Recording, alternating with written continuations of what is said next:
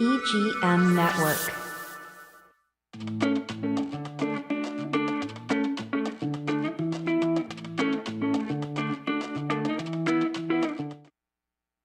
Hey, welcome to Wherever with Navarro.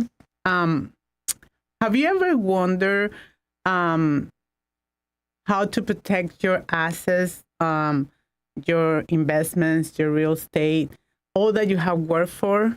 Well, today's episode, we're speaking with a real estate planning and elder law attorney who will share invaluable information and advice on how to safeguard our assets, protect your loved ones, and secure your legacy. I'm your host, Lu Navarro. I'm a realtor with Remax Realty, and you can connect with me on my social media. You can find me as Lu Navarro, the realtor. I would like to know that you're listening, so don't forget to subscribe to my channel. Today's show or podcast is about protecting your legacy.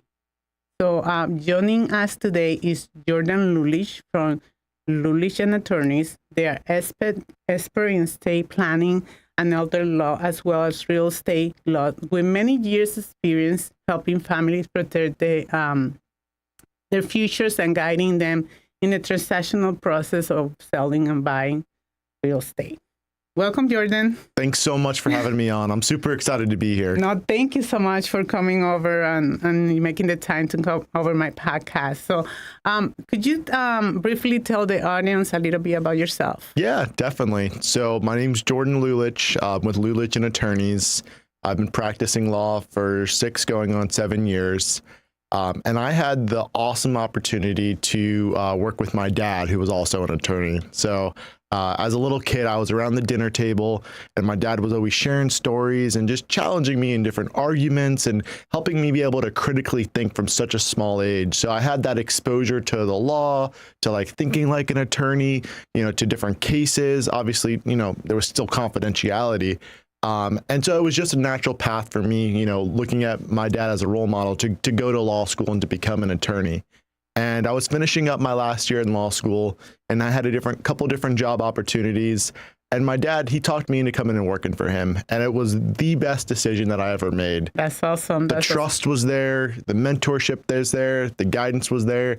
And he was a solo practitioner in the area since 1987. He was practicing in Sebastian since then. So you are local. I'm local, Sebastian and Vero Beach. That's awesome. So I was able to work with him for 5 years. He passed, unfortunately, last year, but his legacy continues to live on, and we continue to serve the people of Indian River County. And we also do stuff outside the county, but we are based and we're headquartered in Sebastian and Vero Beach. That's awesome. That's awesome. So support local businesses. That's right.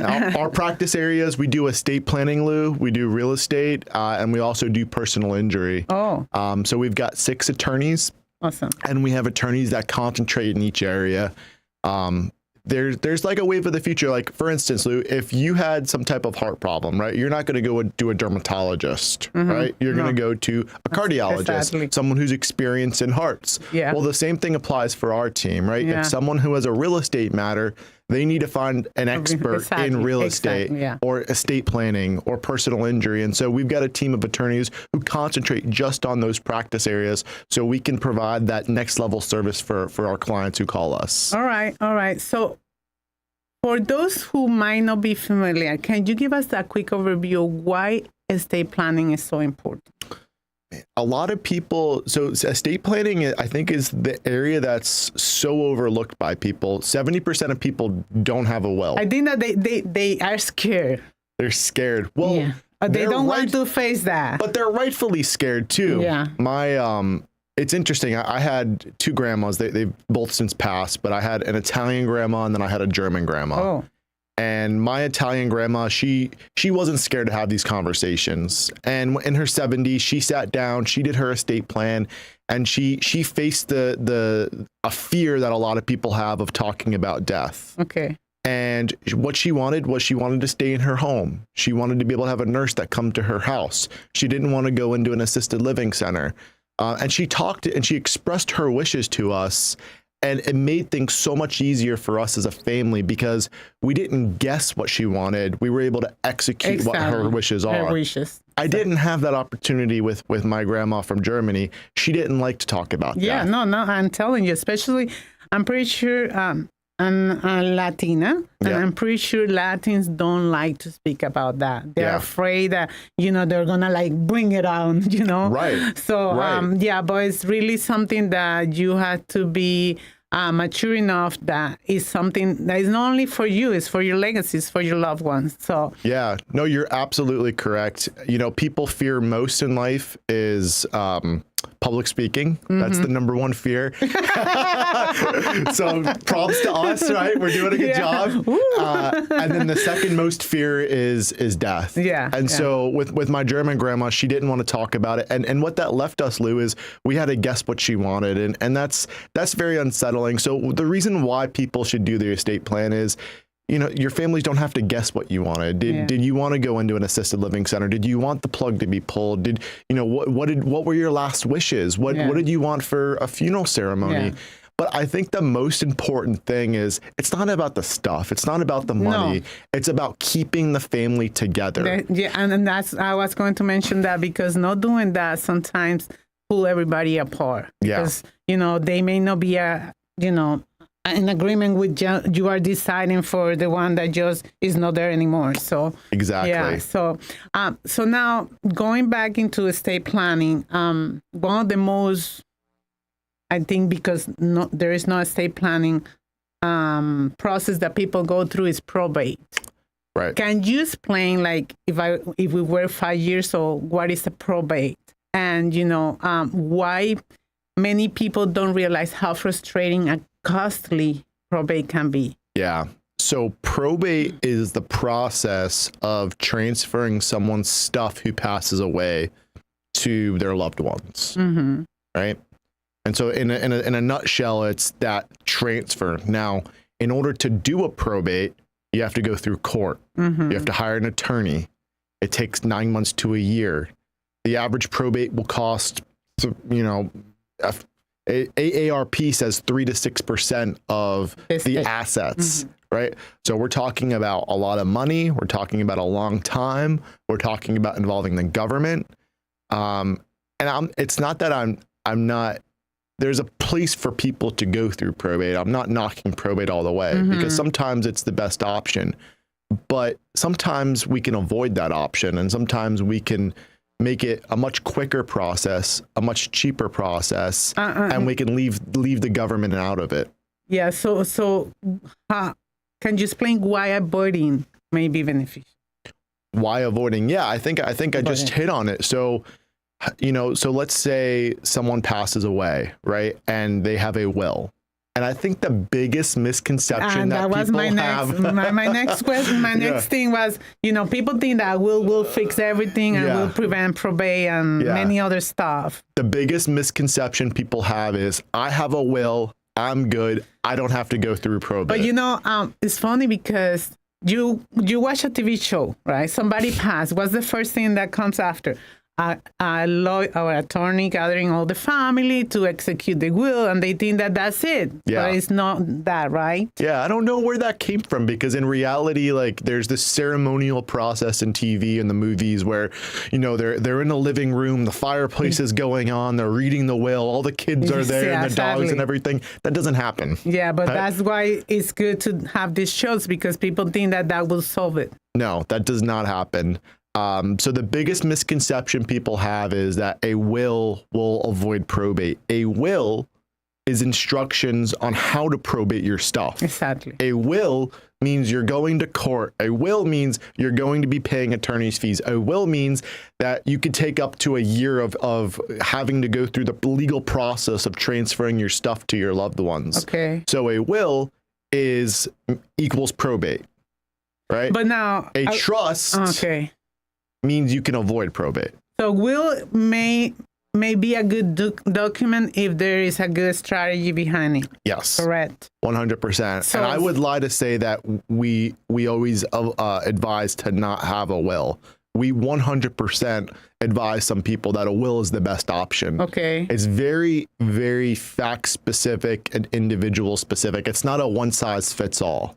All right. And then you just touched on trust, right? So trust can be very valuable part of estate planning, right? 100%. And can you explain which are the main type of trusts and, what objective they achieve? Yeah. So a trust is an instrument that you can put your assets into. So you can own your bank account, you can own your house, you can own your business, you can own all of your assets in a trust. And the benefit of putting your assets into a trust is you get to avoid probate. Okay. You get to decide where your assets go once you pass away. You can you can make quicker that process of that transfer of your assets to your loved ones. Yeah, you can reduce the cost. Because if it goes to probate, then you are actually taking part of that estate to cover for all those costs associated with probate, and not to mention the timing and, again, the family quarrel between, because it's not fast enough or whatever, right? Right. So a will means you're going to probate. A trust means you can avoid probate. Now, the biggest thing that we see other law firms do is, I can write the most beautiful trust for you, Lou, but unless you put your assets into the trust, which we help with, but not all law firms help with this. Okay. It doesn't work. So you actually have to put your home into the trust. You have to put your business into the trust. You have to put your different investment properties into the trust. And if you don't do that, if something doesn't make it into the trust, then you're not avoiding probate. You're still going through probate. So let's say that I have 5 houses and one of them I forgot to put in the trust. Everything will go to probate again? No, just the one house that you didn't make it into the trust, right? So we still do a will when we do a trust. And it's like I like to think of it like a safety net, right? It's that just to make sure everything. It's just the instructions, basically. Yes. All right. Yes. So what is the difference between a living will and a will? Okay. A will. So you asked me before about trust too. Okay, yeah. So we could take it through, everything. So when you're alive and well, right? And what the law says is we have different laws that govern when we're alive and well. And so when you're alive and well, who's making decisions for yourself? I am. Yeah, you are. You're making those decisions for you. But the problem becomes, what happens when you're alive but you're not so well? So who then makes those decisions for you? Yeah. So that depends, right? That depends. Do you have a power of attorney? And that was my next question. So if you have a power of attorney when you're alive but you're not so well, your power of attorney can make legal and or financial decisions on your behalf. Okay. We call this a durable power of attorney. Okay. Right? Now, if you have a healthcare surrogate or a healthcare agent, then your healthcare agent can make healthcare decisions for you. Okay. But a power of attorney and a healthcare agent, those are only able to make decisions when you're alive, right? You're still alive and well. Okay. A living will, we like to think of it as the pull the plug document. Okay. A living will says what happens, what you want to do in the event that you're facing an end of life condition. Do you want to go on life supporting equipment? Oh. Or do you want to give instructions to your healthcare agent to pull that plug and to end your life? So you're expressing your wishes, right? Okay. You're not leaving it up to your representative to decide. You're saying, this is what I want if I'm in this position. Okay, understood. So in a nutshell, that's your living will, that's your healthcare surrogate, and that's your power of attorney. Now, when you pass away, we have different rules. All right. Let's take a break and come back to that, okay? Okay. Sounds good.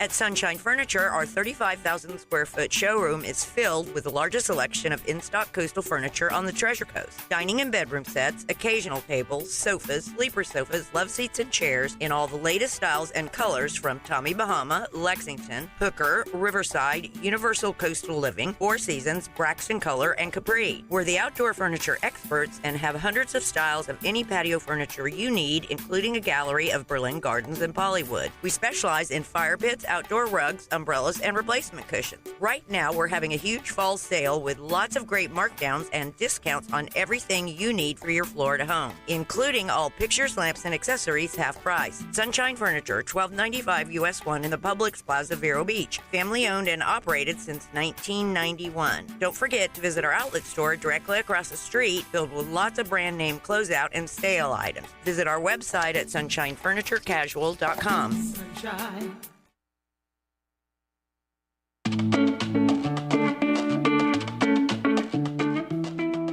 And we're back. So coming back with Jordan Lulich from Lulich Attorneys. And we're going to go back and touch base again on trust. So, Yeah. Jordan, explain about trust and how they are beneficial to people. Yeah, absolutely. So we talked about when you're alive and the different legal tools and options that are available when you're alive. But when you pass away, that's where trust and wills come into place. So we talked a little bit about before. A will is essentially you're expressing your wishes and you're telling the court how to probate your stuff. But if you decide that you don't want to go through probate when you pass away and you want a quicker option, a cheaper option, that's where a trust comes in. So we've got two different types of trust. We have a revocable trust, which I think a revocable trust is going to be more common for a lot of people. And a revocable trust, whatever you put into your revocable trust during your lifetime, you're the manager of the trust. Okay. It's for your benefit. Mm-hmm. You manage it. And the glorious part about a revocable trust is you can put something into the revocable trust. You can take it out. Okay. You can modify it. You could change it. You've got a lot of different options with that revocable trust. Okay. And so people like that flexibility. Of course. The main benefit of a revocable trust is you get to bypass probate. Okay. You Perfect. get an instant transfer of your assets. Not instant, but you get a much quicker transfer of your assets when you pass away. Or we can create some different types of rules, because a lot of people think, I don't need estate planning, right? I don't need to go through that. But what happens when you have a child, right? Yeah. And let's say your kids or your grandkids, let's say they're in college, right? And let's say your grandkids are qualified for financial aid. Okay. Right. And in your will or in your trust, you leave to your grandchild $50,000. Right. And they're in college and you pass away when they're in college. What happens when they inherit that money? Well, if they're on financial aid, they're kicked off of financial aid. Oh, of course. People don't even realize that. Wow. And another thing is when we can get a little bit more detailed into planning, because we're not drafting documents, Lou. We're creating a plan and we're looking at many different circumstances. A lot of people don't think about, well, what happened to my son or my daughter? They've been bankrupt 3 times, right? Am I going to leave $200,000 to them? Yes. So I mean, that's where it takes planning. And so we can create a plan and we can create protective measures depending upon your kids or your grandkids, so they don't blow the 200,000. how to distribute in certain times, right? Exactly. So we can set up, maybe you want to distribute when someone turns 55, or maybe you only want to distribute 5,000 a month, or maybe you just want to distribute the interest that your money generates. And so there's a lot of different options. It's not a one size fits all. Yeah. And I think that the biggest harm with estate planning is these newer companies online. Yes. You can go online. Yes. It's $5.95 or $6.95, but they're not learning about your kids. They're not learning about your grandkids. They don't know if your grandchild's going to go qualify for financial aid. They're not taking these items into consideration. Yeah, they're not asking the document. questions. They are just filled this form, basically. Right. Why they call it cafeteria service, right? They do. Cafeteria service. Next. Yes, exactly. And that's why I've said multiple times on this show that it's not a one size fits all. Everything is so unique. And I think it's very harmful that these companies do this, because we take it from like you, Lou, in business, we take a community and a relationship based approach because we want to have a relationship. Exactly. And even after, if you come as a client to us, we follow up with you after a year, after 2 years, after 3 years. Yeah, it's a relationship. Because once your life changes, you need to update your plan. Exactly. And a lot of people don't realize that. They say, well, I have a will, I have a trust. Do I need to update it? And my answer is, if you have a major life change, you definitely need to. But so what do you think a major life change is? Well, you have a new grandkid. Yep, that's right. Or, somebody unfortunately passed, Right, right. Or many divorce. changes. Divorce. Or you move to a new state. Exactly. Yeah, so there are many. So now, you touch a little bit about, when people health care, right? Yeah. And so I understand that also estate planning will be helpful to, to not deplete the access directly with the cost of of the long-term care, right? Right. So how really that helps? So there's an option, and again, it depends upon each person's scenario, but there's an option that's called Medicaid planning. And essentially, what you can do is, if you plan out in advance, you can try to qualify when you need to go into a nursing home. You can set up your plan where you can qualify for Medicaid if you meet certain requirements, and Medicaid can pay for the cost of the nursing home. Medicaid can pay for someone to come to your up to a certain amount for someone to come. I'm pretty sure that a lot of people don't even realize that it's available. A lot of people don't realize. So it's definitely an option, but you have to pre-plan this. Yes. Right. And this is where I don't want to go too in depth, but this is where an irrevocable trust comes in. Okay. Right.